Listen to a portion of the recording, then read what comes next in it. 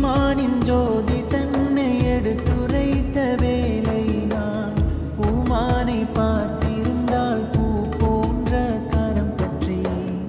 ஈமானின் ஜோதி தன்னை எடுத்துரைத்த வேளை நான் பூமானை பார்த்திருந்தால் பூ போன்ற கரம் பற்றி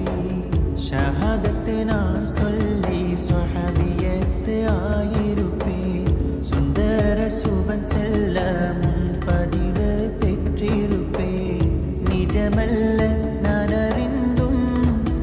ஆவல் தானேனோ நினைக்கையிலே நெஞ்சத்தில்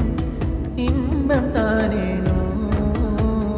இதயம் ஏங்குதே ஏந்தலை தேடுதே